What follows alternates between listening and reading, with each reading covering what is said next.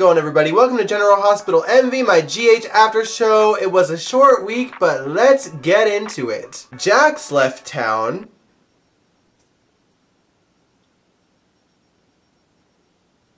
And Jason's dead.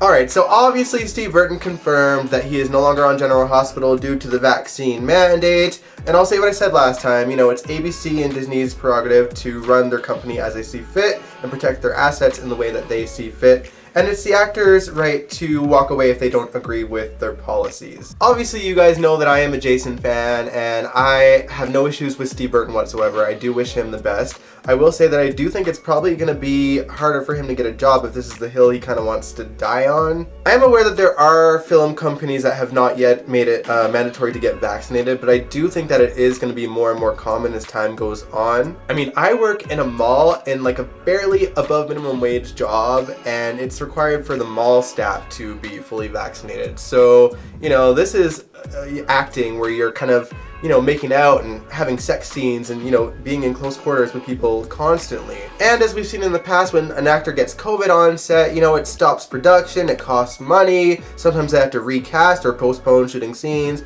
It puts things in an upheaval, so that's why I think it's going to be more and more common if COVID is still around continuously. And as much as I hate to say it in regards to Steve, realistically, he is a soap opera actor in his 50s, and he doesn't have much in his repertoire outside of soaps either, at least not since like the 90s. So, I just don't see it being great for his career. It sucks for him. I really hope I'm wrong, but I'm also a realist. Anyway, I should probably talk about Jason's death. So long story short, the cave that Britt, Obrecht, Peter, Drew, and Jason were all in collapsed, and Jason got buried under the rubble. And of course, there's no body, which means, in soaps, there's a good chance he'll pop up alive one day. But for now, he is dead. I think, unlike Jax, Jason is pretty important to the canvas. I mean, there's so many stories kind of left unwrapped up because of this situation. I mean, there's his potential feelings for Carly, his potential romance with Britt, like different things that are still happening. And it wouldn't surprise me if they would recast the character at some point. Steve did say he's open to returning to the show if the mandate is lifted, but I don't see it being lifted anytime soon. So a recast wouldn't surprise me. I actually think that there's already rumors spreading about who the recast could be, but I'll keep it, I won't say anything for now until there's actual confirmation. Anna and Robert detained Peter before he could escape again, but the boobs in the WSB seen it fit to have him call Maxie so he can let her know in his crazy mind that he is coming home to Port Charles to her. I swear, Maxie is the only smart one in this situation that realizes that no jail cell is gonna hold this guy. He needs to be dead, and I hope to God that Maxie is the one that kills him, and soon. Otherwise, I will be thoroughly disappointed. Maxie may be smart when it comes to Peter's ability, but one thing that she lacks smarts in alongside Brooklyn is how to handle the Bailey situation. As you guys know, Valentine realized that he is not Bailey's father, and Chase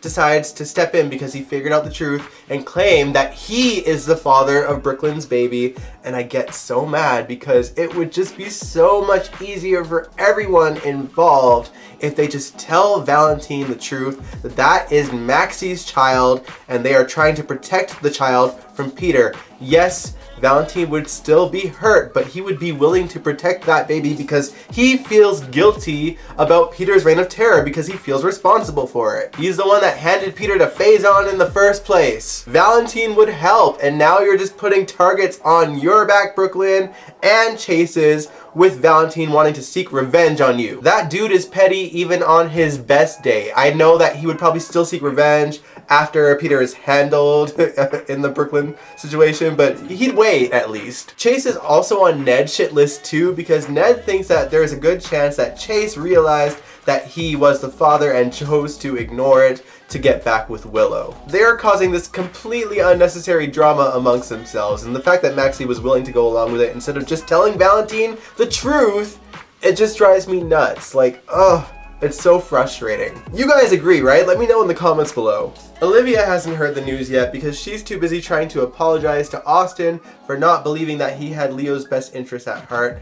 And Austin honestly is just kind of like pissed off. Like, I don't even blame him. She's there trying to extend his hand and invite him to Thanksgiving dinner as if we all don't know how Quartermaine Thanksgivings tend to go. We'll probably find out Monday how Thanksgiving is going to end up at the Quartermaines, and I'm sure it's going to end in pizza as usual. Alright, let's talk about Sasha and Brando. So they had their baby. The baby was not breathing initially, and now the baby is in the NICU. Sasha also had a bit of a health scare, but she is slowly on the mend already.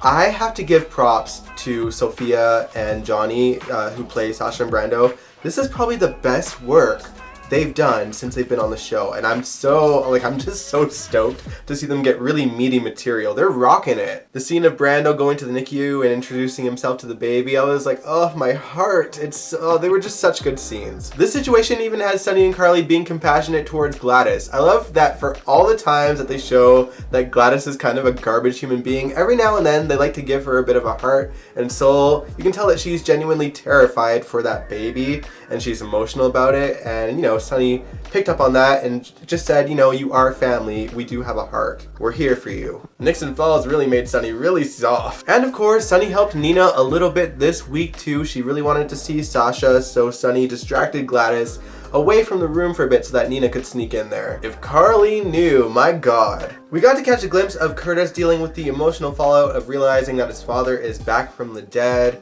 He was at first kind of pushing Portia away from, you know, talking about it, but then he decided not to and was honest about, you know, Marshall saying that he is his father. And he wants to warn TJ, but unfortunately for Curtis, it's already too late. Marshall is already with TJ and wanting to tell him the truth, no doubt, but it hasn't happened yet. I guess we'll see what happens this Monday. Finally, we got to see Dante and Sam celebrating Thanksgiving together. I found it a little bit jarring because it feels like they've just acknowledged that they're in a relationship, but now they're having like blended family Thanksgiving dinners together, and the kids seem well aware of their relationship because they're like making out in front of their kids. I'm like, when did all of this happen? It just seems a little rushed to me, that's all. Also, not gonna lie, it took me a minute to figure out which kid was which because, you know, between all the kids growing up so fast and the recasting and the sorasing, I don't know who's who. It took me a minute to figure out who was Rocco and who was Danny. Side note, speaking of Danny, I love that Sam and Dante talked about Sam's brother Danny during their conversations, because Dante was bringing up Leo and his autism, and then Sam brought up Danny's behavioral issues and, you know, their history. And I was like, oh man, like Danny was such a sweet character, and I can't believe it's been like 16 years since that character died. Like, time flew by. Anyway, by the end of the episode, Dante goes upstairs with Scout, and then Sam gets a knock at the door, and of course, it's Drew. He is back, and she is shocked. Just wait till she finds out that just when one kid gets her dad back, the other kid is losing his father. Yikes. Alright, but that wraps it up. It was a short week. There was only 3 episodes this week, so that's why this one is shorter. But before I go, I just want to say that on Tuesday, I'm going to be doing a live stream on the Dion's Corner channel. A GHMV Reacts, a special one in honor of the character of Alice. As you guys know, the actress passed away a few months ago, so I thought we'd watch some scenes with her on Tuesday, and then Wednesday it'll officially be December 1st, which means we're going to be doing Christmas editions of GHMV Reacts, and I have a really cool one for Wednesday, December 1st. So 2 back-to-back live streams. I hope you guys are excited for it. And anyway, I will end this video here. If you like this video, give it a big ol' thumbs up, subscribe if you want to, I'd really appreciate it, and I will catch you guys next time. Peace out.